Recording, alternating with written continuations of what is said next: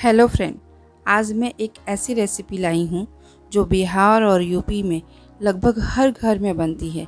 इसे अरबी के पत्तों की पकौड़ी या रिकॉच की पकौड़ी या फिर पारता के पत्तों की पकौड़ी भी कही जाती है। मैंने इसे दो तरीके से बनाया है, एक ट्रेडिशनल तरीके से, दूसरे इजी स्टेप से। जिन्हें भी ट्रेडिशनल तरीके से लेयरिंग करने नहीं आता हो वो दूसरे स्टेप से भी इसे एकदम इजी बना सकते हैं। देखिए, ये अरबी के पत्ते हैं। ये लगभग हर सीज़न में मिल जाते हैं, लेकिन बारिश के मौसम में ज़्यादातर मिलते हैं। इसके डंठल को हम काट लेंगे। देखिए, ये इसमें हल्का सा दूध जैसा इसमें से रस निकलता है। इससे थोड़ा सा अपने कपड़ों को बचाने रहते हैं। कपड़ों में कभी कभी दाग लग जाते हैं इससे। और अब लेयरिंग करनी है तो ये जो बीच में मोटे थोड़ा से डंठे होते हैं उनको निकाल दिया जाता है चाकू से। यदि लेयरिंग के तरीके से नहीं बनाने हैं तो इसको फिर निकालने की आवश्यकता नहीं है।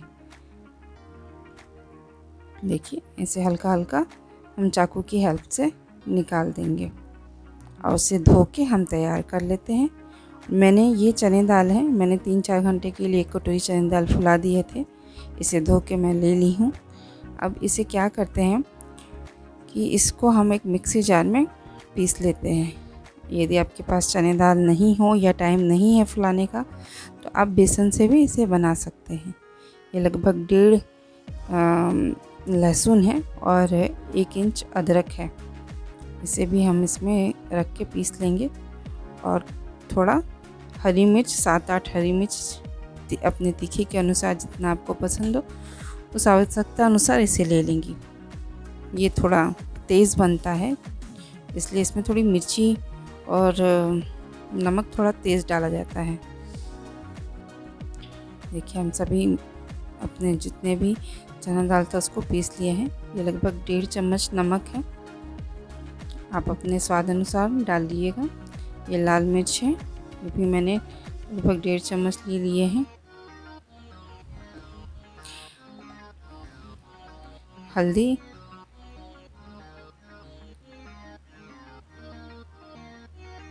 ये गोल मिर्च पाउडर है जो लगभग 1/4 है स्पून। ये आधा चम्मच जीरा पाउडर है और लगभग 1 बड़ा चम्मच धनिया पाउडर है।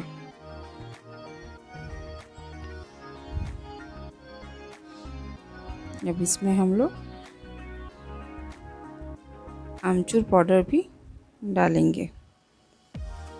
1 बड़ा चम्मच भर के हम लोग आमचूर पाउडर डालेंगे। इसके अलावा इसमें 1 नींबू हम का रस डाल देंगे। ये जो अरबी के पत्ते होते हैं थोड़े गले में खराश करते हैं, इनको हम खटाई डाल के ही कंट्रोल करते हैं।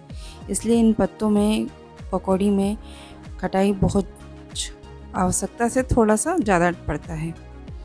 तो आप ये डरिएगा नहीं कि ये बहुत खट्टे हो जाएंगे और खाए नहीं जाएंगे। इतना इसमें पड़ता ही है आमचूर पाउडर और नींबू। यदि आपके पास आम के अचार हों जो ट्रेडिशनल घर में बनते हैं, आप उनको भी मसालों के साथ पीस के इसमें डाल सकते हैं। ये 2 बड़े चम्मच चावल के आटे हैं। इन्हें सबको मिक्स करके हम एक साइड रख देंगे और अब हम लोग चलिए पत्तों की लेयरिंग करते हैं। मैंने बहुत आसान तरीके से पत्तों की लेयरिंग बताई है, आप इसे ध्यान से देखिएगा और इसे सीखिएगा। यदि फिर भी इसके बावजूद आप लोग को नहीं करने आती है लेयरिंग तो आप मेरे दूसरे मेथड से भी इसे बना सकते हैं। देखिए, मैंने पत्तों को, ये पीछे का पार्ट है यानी पत्ते उल्टे साइड से हैं, सीधा पार्ट नीचे की तरफ है। सबसे पहले क्या करेंगे, हम जो बड़े पत्ते हैं उनको नीचे बिछाएंगे और उसके ऊपर जो छोटे छोटे पत्ते आते जाएंगे उनको हम लोग इसी प्रकार बेसन का जो हमने पेस्ट तैयार किया है उसे लगा के हम लोग लेयरिंग करते जाएंगे। बहुत ज़्यादा बेसन नहीं लगाएंगे, हल्का हल्का बेसन लगाएंगे जिससे वो पत्ते आपस में एक दूसरे से चिपक जाए। देखिए, मैंने हर पत्ते को एक इक्वली चारों तरफ देख के आप इसको बिछाते जाएंगे। ये ऐसा ना हो कि कहीं बीच में मोटा हो जाए, कहीं पतला हो जाए। तो आप अपने अंदाज से जिस तरफ भी पत्ते कम होंगे मोटापे में, उस साइड से घुमा के हम पत्तों को लेयरिंग कर देंगे। आप जैसा चाहें पत्ते वैसे बिछा सकते हैं, लंबे में चाहे चौड़ाई में, आप जिस हिसाब से चाहते हैं वैसे पत्तों को बिछा लीजिएगा। इस प्रकार हमने सभी बेसन को लगा लिया है।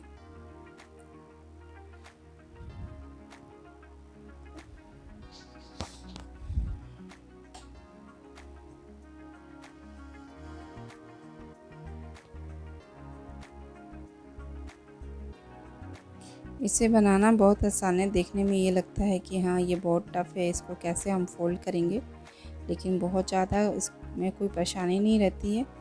आप जैसे जैसे बनाएंगे वैसे वैसे आप परफेक्ट होते जाइएगा। इसको देखिए, हम एक साइड से इसे लंबा फोल्ड कर देंगे और लेफ़्ट एंड राइट दोनों साइड से हल्का हल्का फोल्ड करके बेसन का पेस्ट लगा के इसे हल्का सा चिपका देंगे। अब ये चिपक जाएगा तो देखिए खुलेगा नहीं। मैंने देखिए इसको दोनों हाथ हटा दिए हैं, ये बिल्कुल ओपन नहीं होते हैं। और टाइट फोल्ड करेंगे इसको लूज़ फोल्ड नहीं करेंगे, नहीं तो बीच में ये थोड़ा सा उबलने के बाद से ढीला हो जाता है। तो अपने हाथ से दबा के इसको टाइट करते जाएंगे। देखिए लेफ़्ट एंड राइट दोनों तरफ से इसको पहले फोल्ड भी करेंगे। देखिए बिल्कुल सिंपल, ये ओपन नहीं हुआ।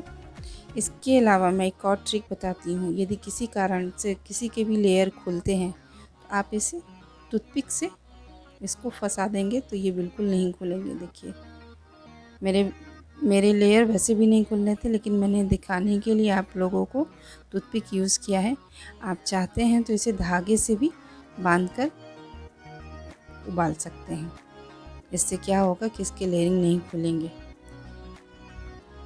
देखिए मैंने एक जाली के थाली पे रख दिया है, थाली में हल्का सा ऑयल लगा दिया है कि इसमें चिपकेगा नहीं, और उसे हम उबालेंगे, लेकिन सबको एक साथ उबालेंगे। अब चलिए मैं दूसरा मेथड बताती हूँ।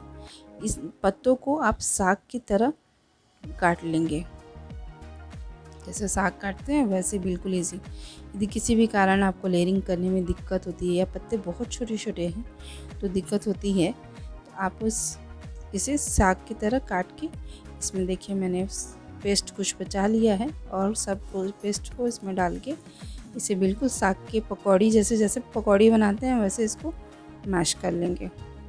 अब इसको किसी भी काउंटर टॉप पे या चॉपिंग बोर्ड पे रख के लंबा लंबा रोल कर लेंगे। देखिए मैंने इसको थाली में रख दिया है।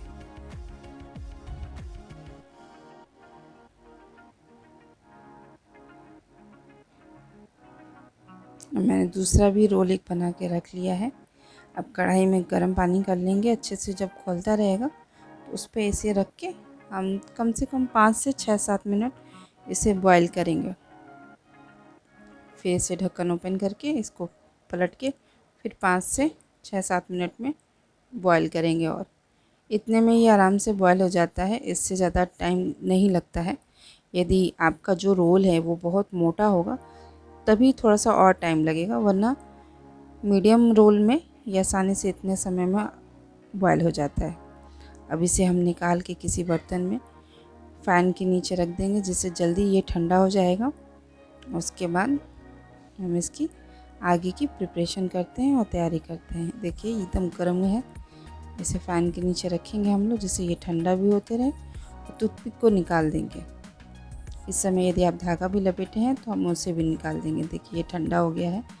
अब इसको हम काट लेंगे अपने हिसाब से, पतला मोटा जितना आपको पसंद हो।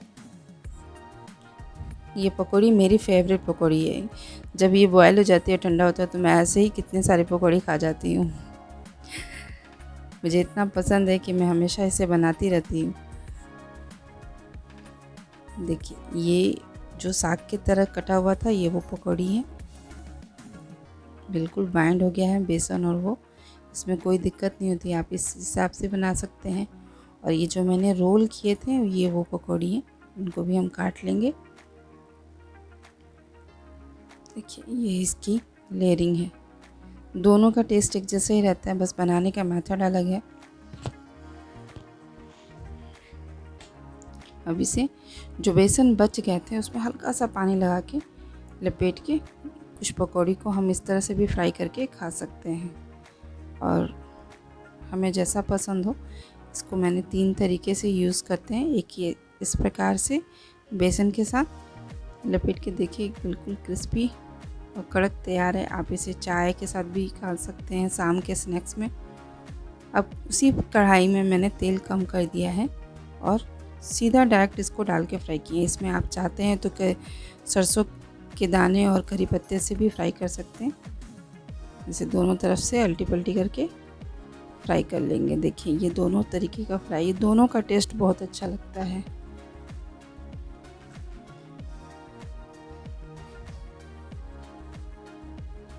चलिए इसकी प्लेटिंग कर लेते हैं हम। देखिए एक बेसन वाला है और इस बीच में मैंने एक बॉईल किया हुआ रखा है। ये भी ऐसे सादा खाने में बहुत अच्छा लगता है। आप चाहते हैं तो इस प्रकार भी इसको खा सकते हैं। इसे शाम के स्नैक्स में या चावल दाल पे बहुत ही अच्छा लगता है इसका टेस्ट। आप जब चाहिए इसे बनाइए और खाइए आराम से। यदि वीडियो अच्छी लगे तो लाइक शेयर सब्सक्राइब कीजिएगा।